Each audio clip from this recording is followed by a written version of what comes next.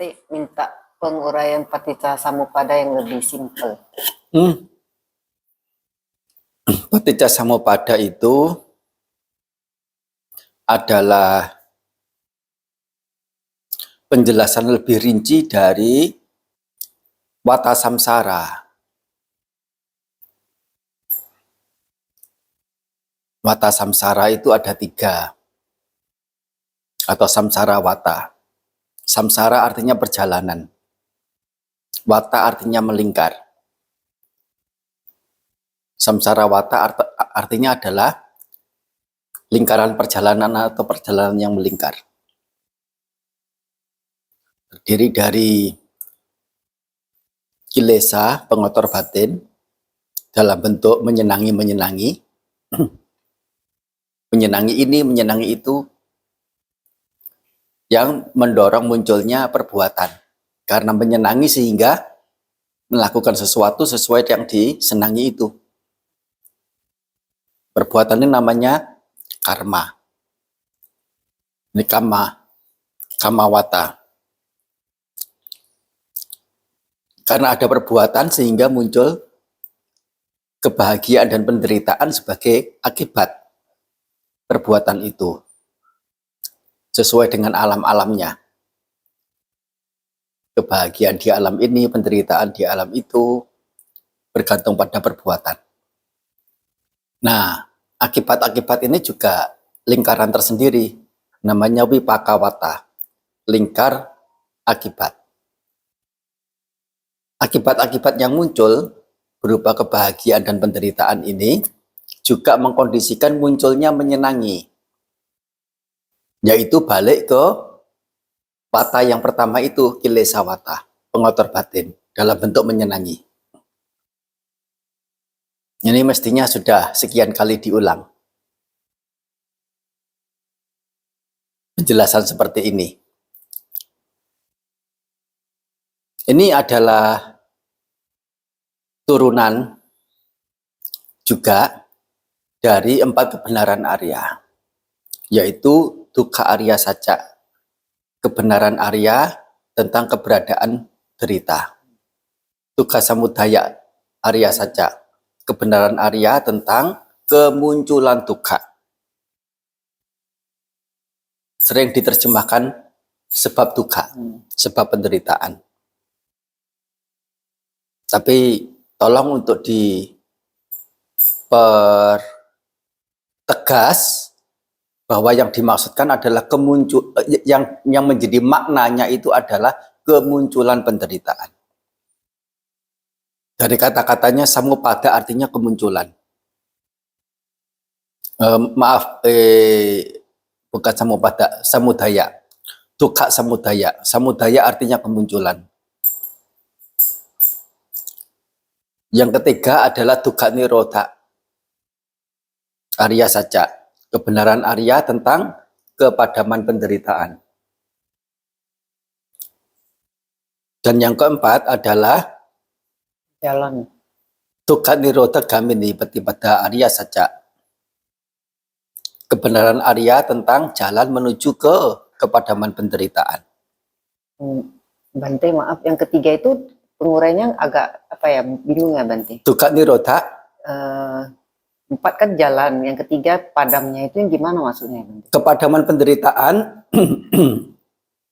kepadaman penderitaan bahwasanya penderitaan yaitu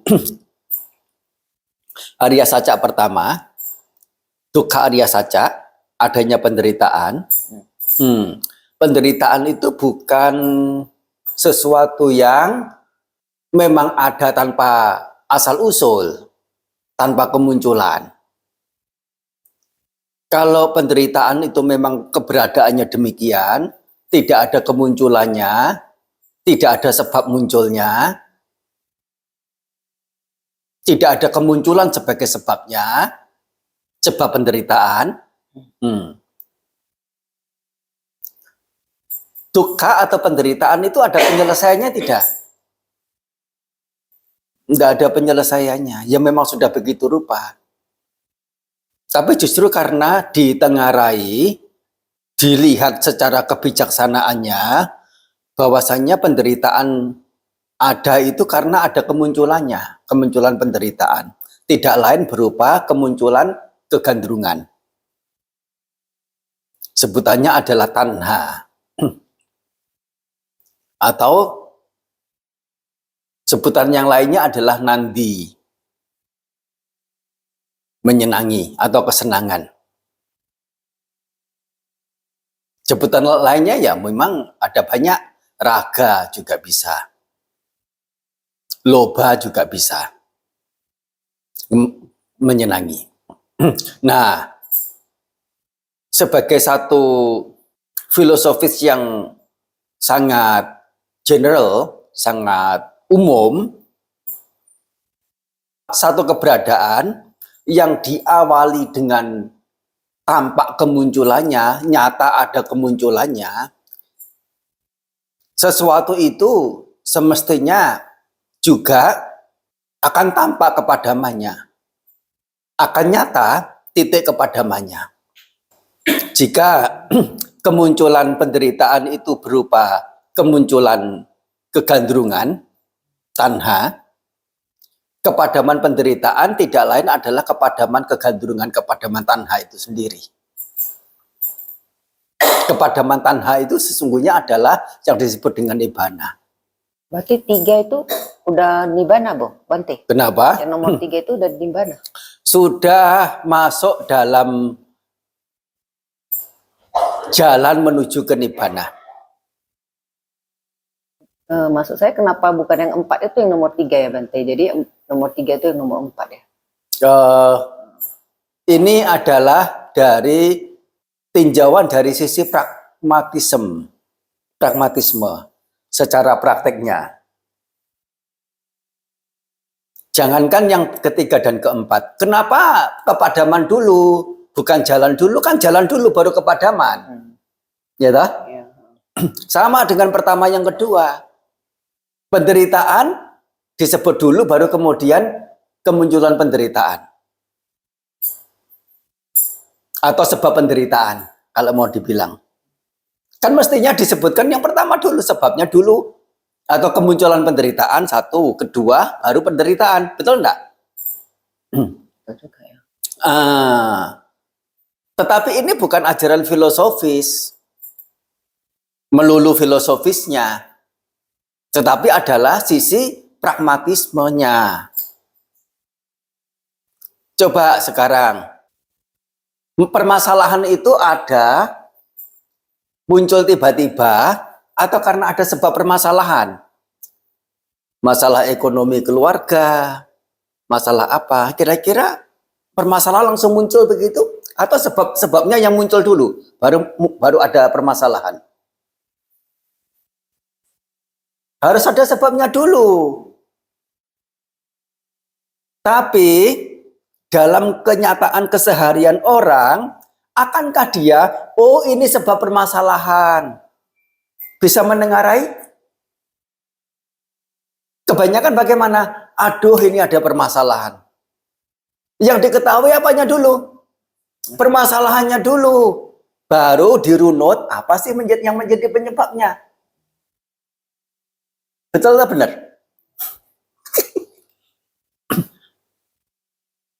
Jadi sisi pragmatismenya, sisi praktek nyatanya.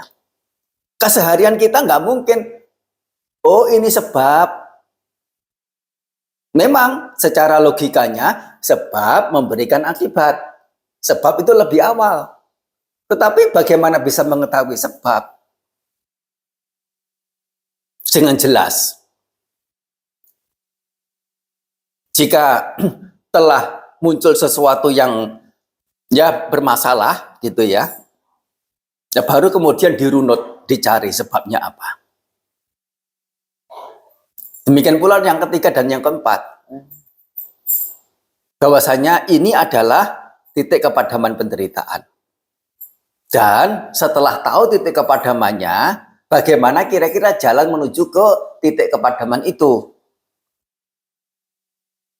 Bagaimana bisa tahu tujuannya apa namanya, jalannya kemana, kalau yang dituju aja belum jelas. Mau bagaimana berjalan, jika tujuan yang mau dicapai saja belum ada.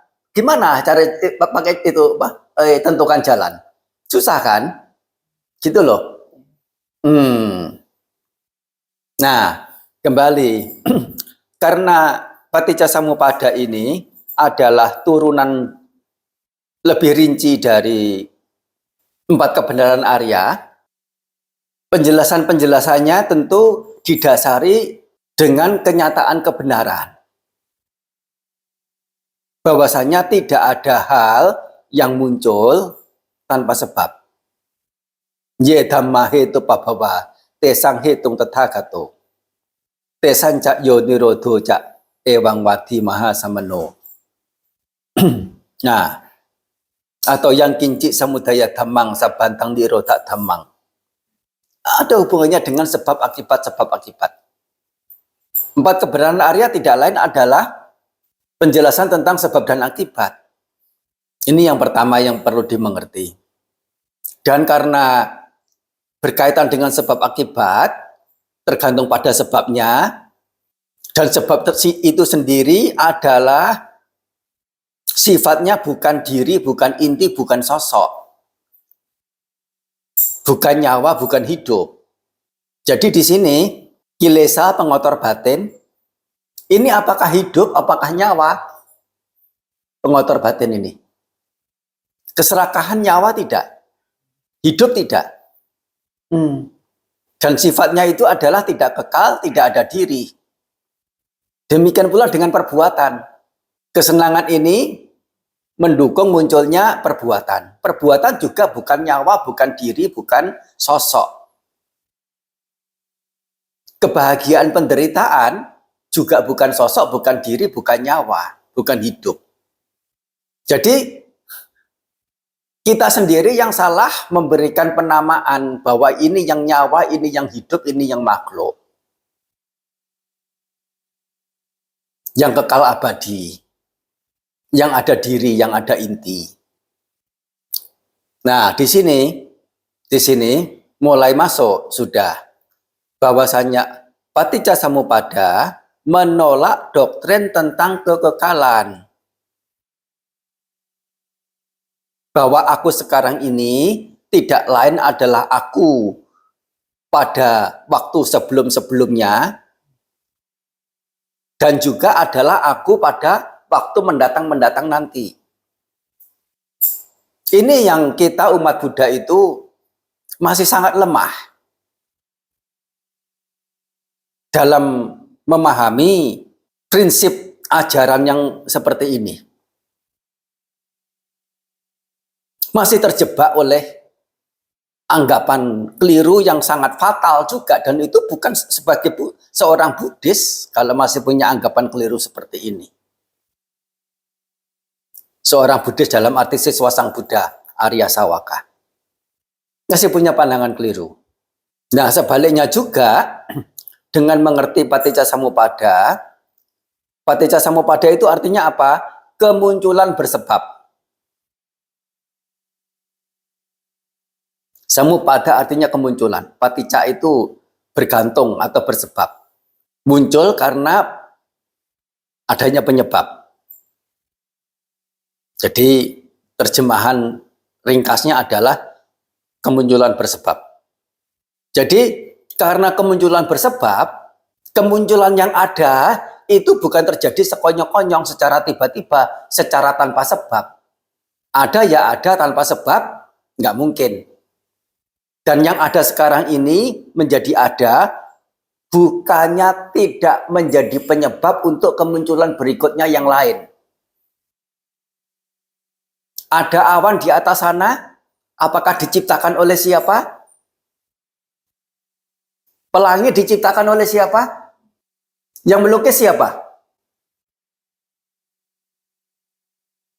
Yang melukis Agung. Nah, pelukismu Agung ya.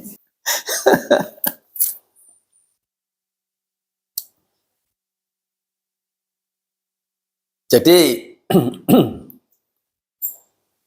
bukan siapa yang menciptakan, tapi kemunculan itu ada penyebabnya. Awan ada karena uap air ada karena air ada karena hujan. berikut lagi berikut. Tapi itu adalah perubahan secara fisik, perubahan fisika. Belum berkaitan dengan perubahan secara kimia. Belum lagi perubahan secara atomik. Belum lagi perubahan secara subatomiknya.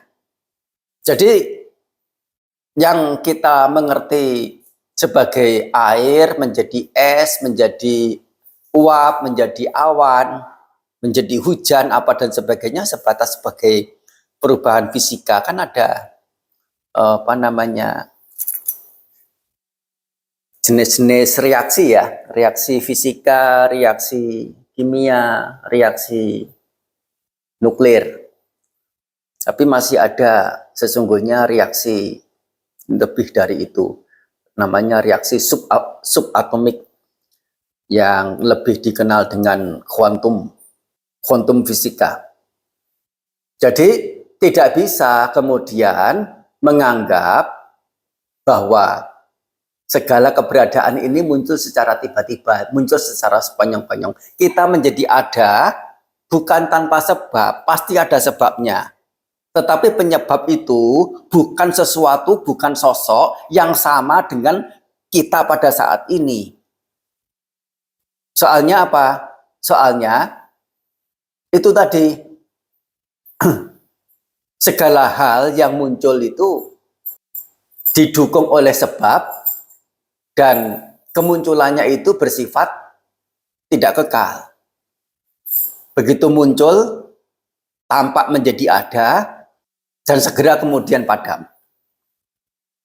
Hanya karena proses kemunculan dan kepadaman itu masih belum tampak perubahan signifikan secara batas mata memandang, seolah-olah belum terjadi perubahan.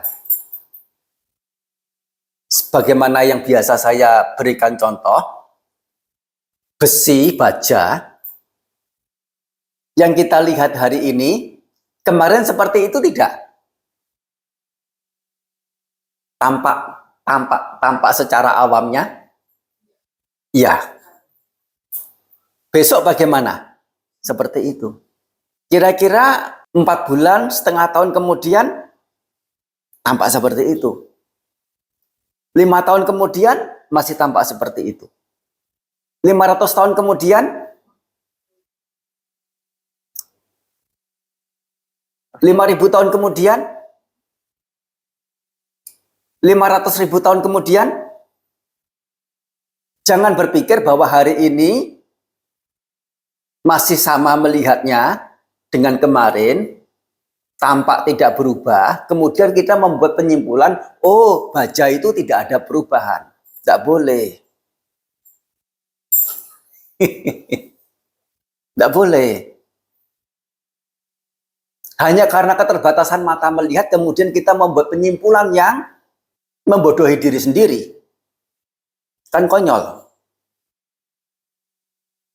Jadi setiap momennya, setiap momen tidak sampai 1/100.000 detik, lebih cepat dari itu, besi selalu mengalami perubahan, besi baja itu. Nggak percaya? Tanya pada ilmuwan sana. Yang punya mikroskop sampai pada 3 nanometer, 1 nanometer. Sampai 1 nanometer. Mikroskop bisa melihat elektron. Bagaimana elektron itu punya pergerakan untuk setiap momennya. Nggak pernah berhenti. Nggak pernah berhenti bergetar. Artinya adalah perubahan. Massa elektron pun tiap atom juga tidak sama. Di beda waktu, massanya mengulangi penambahan penyusutan. Dan jika elektronnya mengalami pengembangan, mengalami penyusutan massa, kira-kira atomnya itu komposisinya akan sama atau berubah? Akan berubah. Tidak sama seperti semula. keberadaan semula telah hilang, muncul keberadaan yang baru. Itu untuk ya satu butir unsur atomik. Ya, jadi kembali ya pada tadi itu tentang paticca samuppada, menolak dua pandangan keliru. Satu tentang kekekalan dan satu lagi tentang kemusnahan.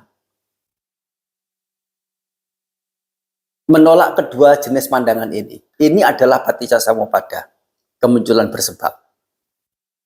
Apalagi urusan bahwasanya yang ada ini karena diciptakan oleh siapa.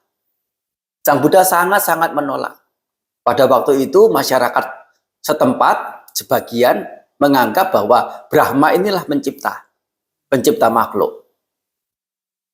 Brahma inilah penentu nasib, penentu takdir, pembuat takdir. Ditolak oleh Sang Buddha. Dan didasari bukan semata-mata konsep filosofis yang berbeda atau sebatas angan-angan, melainkan dirinci dari sisi kenyataan namanya apa? Nature-nya, naturalnya. Diajak untuk mengerti secara rasionalnya. Secara nyatanya juga. Nah, seperti tadi itu saja, ya. Bahwasanya 4 kebenaran Arya tidak bisa dimengerti secara filosofis. Kalau secara filosofisnya, urutannya mestinya adalah sebab dukkha, baru kemudian dukkha. Jalan menuju ke kepadaman penderita dukkha, kemudian ke kepadaman dukkha. Kan begitu. Tapi ini justru dibalik. Penderitaan dulu, baru disebutkan kemunculan penderitaan. Kepadaman penderitaan dulu, baru jalan menuju ke kepadaman penderitaan. Oleh karena ini adalah tinjauan sisi pragmatis. Sisi prakteknya bagaimana nyatanya, sisi empirisnya. Itu kira-kira penjelasan paticca samuppada secara singkat.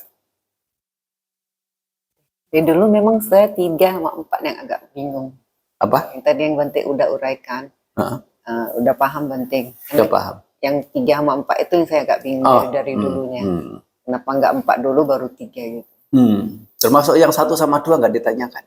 Karena 1, 2 ini saya memahaminya dari konsep lahir, tua, sakit, mati itu udah gambaran umum saya lihat gitu. Jadi nggak. Kan mestinya sebab dulu baru ada kemunculan. Ya, itu kan udah lebih dalam lagi Bante. Tapi untuk bagaimana paticca samuppada secara rincinya, secara ringkasnya gitu ya. Tapi kemudian merinci dari mulai awija, bagaimana menuju sangkara, itu sudah bukan ringkas lagi itu. Perlu datang lagi untuk bincang-bincang 2 jam. Buka kelas saja Bante, karena itu susah kali. Anumodana ya. Sapitiyo viwajantu